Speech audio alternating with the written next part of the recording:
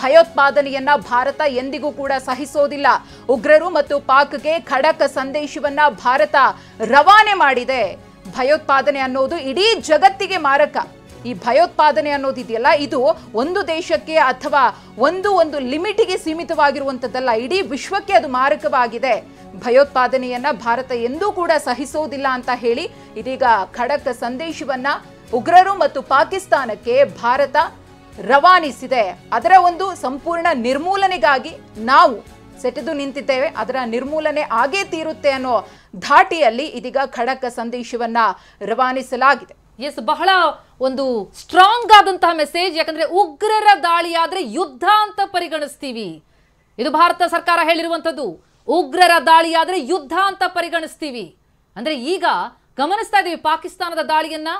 ಯಾವುದೇ ರೀತಿಯಲ್ಲಿ ಡ್ರೋನ್ ಆಗಲಿ ಮಿಸೈಲ್ ಆಗಲಿ ಯಾವ ಅಟ್ಯಾಕ್ ಆದ್ರೂ ಕೂಡ ಅದನ್ನ ಸದೆಬಡಿಲಾಗ್ತಾ ಇದೆ. ಜೊತೆಗೆ ಅಲ್ಲಿರುವಂತಹ ಪಾಕಿಸ್ತಾನದ ಏರ್ ಬೇಸ್ಗಳನ್ನ ಈಗಾಗಲೇ ಧ್ವಂಸ ಮಾಡಲಾಗಿದೆ. ಮುಂದುವರೆದಂತೆ ಭಯೋತ್ಪಾದನೆ ಮತ್ತು ಭಯೋತ್ಪಾದನೆಯನ್ನು ಪೋಷಿಸ್ತಾ ಇರುವಂತಹ ಪಾಕಿಸ್ತಾನದ ವಿರುದ್ಧ ಖಡಕ್ ಆದಂತಹ ಸಂದೇಶವನ್ನ ರವಾನಿಸ್ತಾ ಇದೆ ಭಾರತ. ಎಸ್, ಹಾಗೆ ಗಿರೀಶ ತಾವು ವಿವರಿಸ್ತಾ ಇದ್ರಿ ನಮ್ಮಲ್ಲಿರುವಂತಹ ರಕ್ಷಾ ಕವಚ ಹೇಗಿದೆ ಅಂತ ಅನ್ನೋದ್ರ ಬಗ್ಗೆ. ನಾವು ರಕ್ಷಾ ಕವಚದ ಬಗ್ಗೆ ಮಾತನಾಡ್ತಾ S-400 ಬಗ್ಗೆ ಮಾತನಾಡಿದ್ವಿ. ಅದರ ಜೊತೆಗೆ ನಮಗಿರುವಂತಹ ಉಳಿದ ರಕ್ಷಾ ಕವಚಗಳನ್ನ ಗಮನಿಸ್ತಾ ಹೋದಾಗ, ಯಾಕಂದ್ರೆ ಈಗ ನಮಗೆ ಬೇಕಾಗಿರೋದೇ ಆ ಸ್ಟ್ರೆಂತ್. ಯಾಕಂದ್ರೆ ಬರ್ತಾ ಇರುವಂತದ್ದು ಒಂದೆರಡಲ್ಲ, ಪದೇ ಪದೇ ಡ್ರೋನ್ಗಳ ಅಟ್ಯಾಕ್ ಅನ್ನ ಮಾಡಲಾಗ್ತಾ ಇದೆ.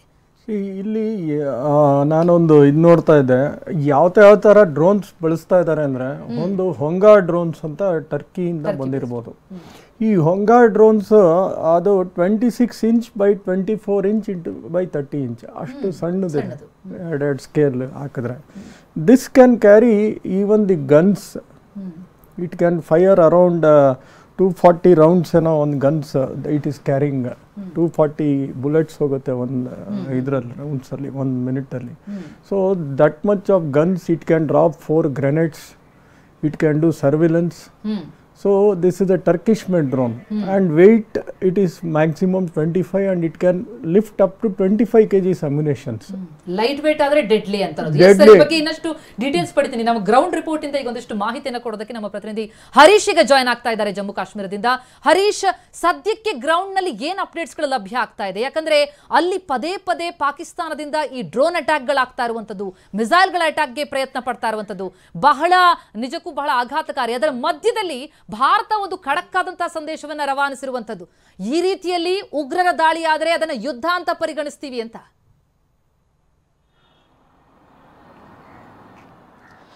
ಹೌದು ಪ್ರತಿಮಾ, ಈ ಥರದೊಂದು ಶಪಥವನ್ನ ಭಾರತ ಮಾಡಿರುವಂತಹದ್ದು. ಇನ್ನು ಮುಂದೆ ಯಾವುದೇ ರೀತಿಯಾದಂಥ ಉಗ್ರ ಚಟುವಟಿಕೆಗಳಿಗೆ ಭಾರತದಲ್ಲಿ ಅವಕಾಶ ಇಲ್ಲ ಅನ್ನುವಂಥದ್ದನ್ನ ಸರ್ಕಾರ ಈಗ ಸ್ಪಷ್ಟಪಡಿಸಿರುವಂತಹದ್ದು. ಯಾವುದೇ ಭಯೋತ್ಪಾದನಾ ಚಟುವಟಿಕೆ ಆಯಿತು ಅಂತಂದ್ರೆ ಅದನ್ನ ಯುದ್ಧ ಅನ್ನುವಂಥ ನಿಟ್ಟಿನಲ್ಲಿ ಪರಿಗಣಿಸುವಂಥದ್ದು, ಅದಕ್ಕೆ ತಕ್ಕ ತಿರುಗೇಟನ್ನ ಕೊಡುವಂತಹ ಒಂದು ಚಾಲೆಂಜ್ ಅನ್ನ ಈಗ ಭಾರತ ಮಾಡಿರುವಂತಹದ್ದು. ಭಯೋತ್ಪಾದನೆಯ ವಿರುದ್ಧ ಒಂದು ಯುದ್ಧವನ್ನೇ ಸಾರಿದೆ ಅನ್ನುವಂಥ ನಿಟ್ಟಿನಲ್ಲಿ ನಾವು ಗಮನಿಸಬೇಕಾಗುತ್ತೆ. ಯಾಕಂತಂದ್ರೆ ಪಹಲ್ಗಾಮ್ ದಾಳಿಯ ಬಳಿಕ ಭಾರತ ತೆಗೆದುಕೊಂಡಿರ್ತಕ್ಕಂಥ ಕ್ರಮಗಳನ್ನ ನೋಡಿದ್ರೆ ನಮಗೆ ಅನಿಸುತ್ತೆ. ಯಾಕಂತಂದ್ರೆ ಪಹಲ್ಗಾಮ್ ದಾಳಿಯ ಬಳಿಕ ಆಪರೇಷನ್ ಸಿಂಧೂರ ಕಾರ್ಯಾಚರಣೆಯನ್ನ ಭಾರತ ಯಶಸ್ವಿಯಾಗಿ ಮಾಡಿತ್ತು. ಮುಖ್ಯವಾಗಿ ಪಾಕಿಸ್ತಾನದಲ್ಲಿ ಇರ್ತಕ್ಕಂತಹ ಉಗ್ರ ನೆಲೆಗಳನ್ನ ಧ್ವಂಸ ಮಾಡಿ ಬಂದಿತ್ತು ಭಾರತ. ಇಂತಹ ಸಂದರ್ಭದಲ್ಲಿ ಭಾರತ ಯಾವುದಕ್ಕೂ ಉಗ್ರರ ವಿಚಾರದಲ್ಲಿ ಸಹಿಷ್ಣುತೆ ಇಲ್ಲ ಅನ್ನುವಂಥ ನಿಟ್ಟಿನಲ್ಲಿ ಒಂದು ಸಂದೇಶವನ್ನು ರವಾನೆ ಮಾಡಿರುವಂತಹದ್ದು. ಇನ್ನು ಮುಖ್ಯವಾಗಿ ಪಾಕ್ ಪ್ರತಿನಿತ್ಯ ಅಪ್ರಚೋದಿತ ದಾಳಿಯನ್ನ ಗಡಿಯಾದ್ಯಂತ ಮಾಡ್ತಾ ಇದೆ, LOC ಆದ್ಯಂತ ಮಾಡ್ತಾ ಇರುವಂತಹದ್ದು.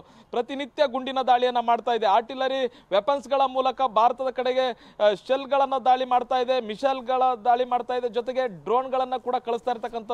ಗುಜರಾತ್ನ ಭುಜ್ ಇಂದ ಹಿಡಿದು ಜಮ್ಮು ಕಾಶ್ಮೀರದವರೆಗೂ ಕೂಡ ನಿರಂತರವಾದಂತಹ ದಾಳಿ ಮಾಡ್ತಾ ಇದೆ.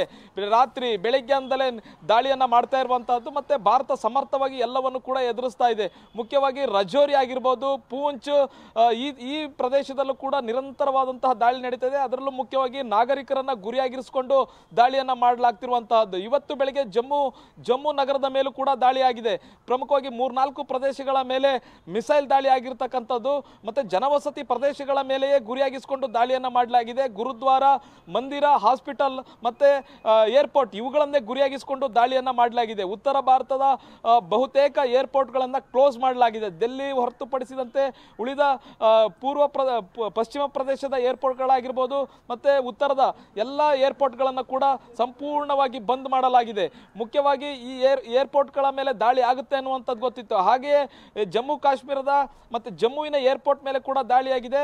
ಮುಖ್ಯವಾಗಿ ಕಾಶ್ಮೀರದ ಏರ್ಪೋರ್ಟ್ ಮೇಲೆ, ಶ್ರೀನಗರದ ಏರ್ಪೋರ್ಟ್ ಮೇಲೆ ಕೂಡ ದಾಳಿ ಮಾಡಲಿಕ್ಕೆ ಎಲ್ಲ ರೀತಿಯಾದಂಥ ಪ್ಲಾನ್ ಮಾಡ್ಕೊಂಡಿತ್ತು ಪಾಕಿಸ್ತಾನ. ಅದನ್ನು ನಿಷ್ಕ್ರಿಯಗೊಳಿಸಿರುವಂತಹದ್ದು, ಡ್ರೋನ್ಗಳನ್ನು ನಿಷ್ಕ್ರಿಯಗೊಳಿಸಿದೆ, ಜೊತೆಗೆ ಮಿಸೈಲ್ಗಳನ್ನು ಕೂಡ ನಿಷ್ಕ್ರಿಯಗೊಳಿಸಿರುವಂತಹದ್ದು. ಮುಖ್ಯವಾಗಿ ಜಮ್ಮುವಿನ ಜನವಸತಿ ಪ್ರದೇಶಗಳ ಮೇಲೆಯೇ ಪಾಕಿಸ್ತಾನ ದಾಳಿಯನ್ನು ಮಾಡ್ತಿದೆ. ಮುಖ್ಯವಾಗಿ ಭಾರತ ಹೇಳ್ತಿದೆ, ನಾವು ಪಾಕಿಸ್ತಾನದ ಯಾವುದೇ ನಾಗರಿಕರ ಮೇಲೆ ದಾಳಿಯನ್ನು ಮಾಡ್ತಾ ಇಲ್ಲ, ನಾವು ಉಗ್ರರ ವಿರುದ್ಧ ಒಂದು ಕಾರ್ಯಾಚರಣೆಯನ್ನು ನಡೆಸಿದ್ದೇವೆ, ಅದಕ್ಕೆ ಪಾಕಿಸ್ತಾನ ಸಾಥ್ ಕೊಡಬೇಕಾಗಿತ್ತು. ಆದರೆ ಪಾಕಿಸ್ತಾನ ಉಗ್ರರ ಪರವಾಗಿ ನಿಂತಿದೆ, ಉಗ್ರರ ವಿರುದ್ಧ ಯಾವುದೇ ಕ್ರಮ ತೆಗೆದುಕೊಂಡಿರಲಿಲ್ಲ. ನಾವು ಪಾಕಿಸ್ತಾನಕ್ಕೆ ಟೈಮನ್ನು ಕೊಟ್ಟಿದ್ವಿ, ಅಂದರೆ ಪಹಲ್ಗಾಮ್ ದಾಳಿಯ ಬಳಿಕ ಟೈಮನ್ನು ಕೊಟ್ಟಿತ್ತು, ಪಾಕಿಸ್ತಾನಕ್ಕೆ ಎಚ್ಚರಿಕೆಯನ್ನು ಕೊಟ್ಟಿತ್ತು, ಉಗ್ರರ ವಿರುದ್ಧ ನೀವು ಕ್ರಮ ಕೈಗೊಳ್ಳಿ ಅನ್ನುವಂಥ ನಿಟ್ಟಿನಲ್ಲಿ. ಅವರು ಯಾವುದೇ ರೀತಿಯಾದಂಥ ಕ್ರಮ ಕೈಗೊಳ್ಳಿಲ್ಲ. ಅಲ್ಲಿ ಉಗ್ರರು ಯಾರು, ಸೈನ್ಯ ಯಾವುದು ಅನ್ನುವಂಥದ್ದು ವ್ಯತ್ಯಾಸವೇ ಇಲ್ಲ. ಆ ರೀತಿಯಾಗಿ ಅಲ್ಲಿನ ಸೈನ್ಯ ನಡೆದುಕೊಳ್ತು. ಹಾಗಾಗಿ ಭಾರತ ಆಪರೇಷನ್ ಸಿಂಧೂರ್ ಅನ್ನುವಂಥ ಕಾರ್ಯಾಚರಣೆಯನ್ನು ಮಾಡಬೇಕಾಗಿ ಬಂತು. ಇದನ್ನು ಸಹಿಸ್ಕೊಳ್ಳೋಕ್ಕಾಗದೇ ಇರೋ ಪಾಕಿಸ್ತಾನ ಪ್ರತಿನಿತ್ಯ ಗಡಿಯಲ್ಲಿ ದಾಳಿಯನ್ನು ಮಾಡ್ತಾ ಇರುವಂಥದ್ದು, ಭಾರತದ ನಾಗರಿಕರನ್ನ ಗುರಿಯಾಗಿರಿಸಿಕೊಂಡು ದಾಳಿಯನ್ನು ಮಾಡ್ತಾ ಇದೆ. ಭಾರತದ ಸೈನಿಕರನ್ನು ನೋಡ್ತಾ ಸುಮ್ಮನೆ ಕೂಳ್ತಿಲ್ಲ. ಪ್ರತಿನಿತ್ಯ ಅವರು ಒಂದು ದಾಳಿ ಮಾಡಿದರೆ 10 ಪಟ್ಟು ದಾಳಿ ಪಾಕಿಸ್ತಾನದ ಮೇಲೆ ಆಗ್ತಾ ಇದೆ. ಅಲ್ಲಿ ಇವತ್ತು ನಿನ್ನೆ ರಾತ್ರಿ ಆಗಿರ್ತಕ್ಕಂತಹ ದಾಳಿ, ಅಲ್ಲಿನ ಬಹುಮುಖ್ಯ ವಾಯುನೆಲೆಗಳ ಮೇಲೆ ಆಗಿರ್ತಕ್ಕಂತಹ ದಾಳಿ ಅದಕ್ಕೆ ಸಾಕ್ಷಿಯಾಗಿದೆ. ಹೀಗಾಗಿ ಭಾರತ ಎಚ್ಚರಿಕೆಯನ್ನು ಪಾಕಿಸ್ತಾನಕ್ಕೆ ಕೊಟ್ಟಿದೆ. ನಾವು ಭಯೋತ್ಪಾದನೆಯ ವಿರುದ್ಧ ಯುದ್ಧವನ್ನು ಸಾರಿದ್ದೇವೆ. ಭಯೋತ್ಪಾದನೆ ಅಂತಂದ್ರೆ ಅದು ನಮಗೊಂಥರ ಯುದ್ಧ. ಭಯೋತ್ಪಾದನೆಯನ್ನು ನೀವು ಮಾಡಿದ್ರೆ ಅದನ್ನು ನಾವು ಯುದ್ಧ ಅಂತಲೇ ಪರಿಗಣಿಸ್ತೀವಿ, ನಾವು ಯುದ್ಧದ ರೀತಿಯೇ ಅದನ್ನು ಟ್ರೀಟ್ ಮಾಡ್ತೀವಿ, ಇದೇ ರೀತಿಯಾದಂತಹ ಪ್ರತ್ಯುತ್ತರವನ್ನು ಕೊಡ್ತೀವಿ ಅನ್ನುವಂತಹ ಸ್ಪಷ್ಟ ಸಂದೇಶವನ್ನ ಭಾರತ ಸರ್ಕಾರ ಪಾಕಿಸ್ತಾನಕ್ಕೆ ಕೊಟ್ಟಿದೆ. ಮತ್ತೆ ಭಾರತದ ಸೇನೆ ಈ ತರದ ಒಂದು ಚಾಲೆಂಜ್ ಅನ್ನ ಈಗ ಪಾಕಿಸ್ತಾನಕ್ಕೆ ಹಾಕಿರುವಂತದ್ದು. ಹರೀಶ್, ಈಗ ಅಲ್ಲಿ ಸದ್ಯಕ್ಕೆ ಅಲ್ಲಿ ಪರಿಸ್ಥಿತಿ ಹೇಗಿದೆ? ಅಂದ್ರೆ ಅಲ್ಲಿ ಜನರಿಗೆ ಏನಾದ್ರೂ ವಿಶೇಷ ಸೂಚನೆ ಸುಳಿವನ್ನು ಕೊಡಲಾಗಿದೆಯಾ? ಅಂದ್ರೆ ರಕ್ಷಣೆಗೋಸ್ಕರ ಅವರನ್ನ ಎಲ್ಲರೂ ಸ್ಥಳಾಂತರ ಮಾಡುವಂತ ಕಾರ್ಯಗಳಾಗ್ತಾ ಇದೆಯಾ? ಆ ಹಿನ್ನೆಲೆಯಲ್ಲಿ ಏನ್ ಕ್ರಮಕ್ಕೆ ಮುಂದಾಗ್ತದೆ? ಯಾಕಂದ್ರೆ ಅದೇ ಭಾಗವನ್ನೇ ಟಾರ್ಗೆಟ್ ಮಾಡಿಕೊಂಡು ಪದೇ ಪದೇ ಪಾಕಿಸ್ತಾನದ ಡ್ರೋನ್ ದಾಳಿಗಳಾಗ್ತಾ ಇರೋದನ್ನ, ಮಿಸೈಲ್ ಅಟ್ಯಾಕ್ಗಳಾಗ್ತಾ ಇರೋದನ್ನ ನಾವು ಗಮನಿಸ್ತಾ ಇದ್ದೀವಿ. ಆ ಹಿನ್ನೆಲೆಯಲ್ಲಿ ಏನು ಸುರಕ್ಷತಾ ಕ್ರಮ ಅಂತ? ಪ್ರತಿಮಾ, ಇಲ್ಲಿನ ಜನರಿಗೆ ಇದು ಸಹಜ ಆಗೋಗ್ಬಿಟ್ಟಿದೆ. ಜಮ್ಮು ಮತ್ತೆ ಕಾಶ್ಮೀರದ ಮತ್ತೆ LOC ಭಾಗದಲ್ಲಿರ್ತಕ್ಕಂಥ ಪ್ರಮುಖ ಪ್ರದೇಶಗಳೇನಿದೆ, ಪ್ರತಿನಿತ್ಯ ದಾಳಿಗಳಾಗ್ತಾನೆ ಇರುತ್ತೆ. ಇದು ಇಲ್ಲಿನ ಜನರಿಗೆ ಸಹಜ ಆಗಿದೆ. ಕಳೆದ 14 ದಿವಸಗಳಿಂದ ಮತ್ತೆ ಕಳೆದ 2 ದಿವಸಗಳಿಂದ ಆಗ್ತಿರ್ತಕ್ಕಂಥ ಅಪ್ರೋಚಿತ ದಾಳಿ ಏನಿದೆ, ನಾಗರಿಕರನ್ನೇ ಗುರಿಯಾಗಿರಿಸಿಕೊಂಡು ದಾಳಿ ಮಾಡ್ತಿರೋದೇನಿದೆ, ಇದು ಜನರಲ್ಲಿ ಆತಂಕ ಸೃಷ್ಟಿಯಾಗಿರುವಂತಹದ್ದು. ಮುಖ್ಯವಾಗಿ ಜಮ್ಮು ನಗರದ ಮೇಲೆ ಇವತ್ತು ಬೆಳಗ್ಗೆ ದಾಳಿಯಾಗಿರುವಂತಹದ್ದು. ಪ್ರತಿ 2 ದಿವಸಗಳ ಹಿಂದೆ, 2 ದಿವಸಗಳಿಂದ ಏನಾಗ್ತಿತ್ತು, ರಾತ್ರಿ 8 ಗಂಟೆಯಿಂದ 11 ಗಂಟೆ 12 ಗಂಟೆ ತನಕ ಡ್ರೋನ್ ಮಿಸೈಲ್ ದಾಳಿಯನ್ನ ಪಾಕಿಸ್ತಾನ ಮಾಡ್ತಾ ಇತ್ತು. ಆದ್ರೆ ಇವತ್ತು ಬೆಳಿಗ್ಗೆ ದಾಳಿಯನ್ನ ಮಾಡಿದೆ. ಬೆಳ್ಳಂಬೆಳಿಗ್ಗೆ 5 ಗಂಟೆಯಿಂದ 6 ಗಂಟೆಯ ಸುಮಾರಿಗೆ ದಾಳಿಯನ್ನ ಮಾಡಿರುವಂತಹದ್ದು. ಎಲ್ಲರೂ ಕೂಡ ಜಮ್ಮುವಿನಲ್ಲಿ ಮಲಗಿದ್ರು. ಅಂತ ಸಮಯದಲ್ಲಿ 4 ಕಡೆ ಮಿಸೈಲ್ ದಾಳಿ ಆಗಿರ್ತಕ್ಕಂಥದ್ದು. ಇಲ್ಲಿನ ಜಮ್ಮು ಜನರಿಗೂ ಕೂಡ ಆತಂಕ ಶುರುವಾಗಿರುವಂತಹದ್ದು. ಜಮ್ಮುವಿನಲ್ಲಿ ಮತ್ತೆ ಕೆಲಸ ಮಾಡ್ಲಿಕ್ಕೆ ಬಂದಂತಹ ಬೇರೆ ಬೇರೆ ರಾಜ್ಯದ ಜನರು ಕೂಡ ಇಲ್ಲಿಂದ ವಾಪಸ್ ಹೋಗ್ತಾ ಇದ್ದಾರೆ. ಯಾಕೆ ಬೇಕಪ್ಪ ನಮಗೆ ಈ ಪರಿಸ್ಥಿತಿ ಅನ್ನುವಂತಹ ನಿಟ್ಟಿನಲ್ಲಿ ಅಷ್ಟು ಭಯಭೀತಿಗೊಂಡಿದ್ದಾರೆ. ಮತ್ತೆ ಸೇನೆ ಕೂಡ ಅಷ್ಟೇ ತರನಾದ ಧೈರ್ಯವನ್ನ ಕೊಡ್ತಿದೆ. ಸೇನೆ ಎಲ್ಲಾ ರಸ್ತೆಗಳಲ್ಲೂ ಕೂಡ ಸೈನಿಕರು ಮತ್ತೆ ಪ್ಯಾರಾಮಿಲಿಟರಿ ಫೋರ್ಸ್ ಧೈರ್ಯವನ್ನ ತುಂಬ್ತಾ ಇದ್ದಾರೆ.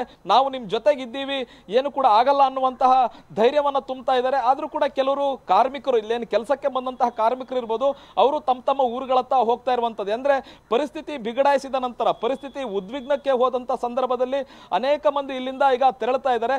ಇಲ್ಲೇ ವಾಸ್ತವ ಹೂಡಿರುವಂತವ್ರು, ಇಲ್ಲೇ ಬದುಕಿದ್ದಂಥವರು, ಇಲ್ಲೇ ಜೀವನ ಮಾಡ್ತಿರುವಂತವ್ರು ಮಾತ್ರ ಇಲ್ಲಿದ್ದಾರೆ. ಇದು ನಮಗೆ ಪ್ರತಿನಿತ್ಯ ಇದೇ ರೀತಿಯಾದಂತಹ ಪರಿಸ್ಥಿತಿ ಇರುತ್ತೆ.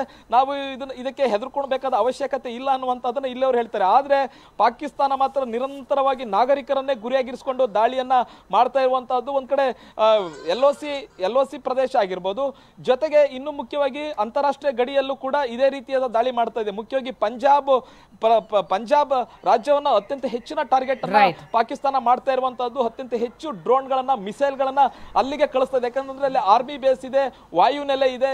ಇಂತಹ ಸಂದರ್ಭದಲ್ಲಿ ಅಲ್ಲಿಗೆ ಹೆಚ್ಚಿನ ಡ್ರೋನ್ ಗಳನ್ನ ಮತ್ತೆ ಮಿಸೈಲ್ ಗಳನ್ನ ಕಳಿಸ್ತಾ ಇದೆ. ಆದ್ರೆ ಸಮರ್ಥವಾಗಿ ಭಾರತದ ಆಂಟಿ ಡ್ರೋನ್ ಸಿಸ್ಟಮ್ ಏನಿದೆ ಅದು ಸಮರ್ಥವಾಗಿ ಎದುರಿಸ್ತಾ ಇರುವಂತಹದ್ದು. ಮತ್ತೆ ರಕ್ಷಾ ಕವಚ ಏನಿದೆ, ಭಾರತದ ಆಂಟಿ ಮಿಸೈಲ್ ರಕ್ಷಾ ಕವಚ ಏನಿದೆ, ಸಮರ್ಥವಾಗಿ ಎಲ್ಲಾ ಪಾಕಿಸ್ತಾನದ ಪ್ರಯತ್ನಗಳನ್ನ ವಿಫಲ. ಹರೀಶ್, ಹಾಗೆ ಸಂಪರ್ಕದಲ್ಲಿ ಇನ್ನಷ್ಟು ಡೀಟೇಲ್ಸ್ ಅನ್ನ ಪಡಿತಾ ಹೋಗ್ತೀವಿ.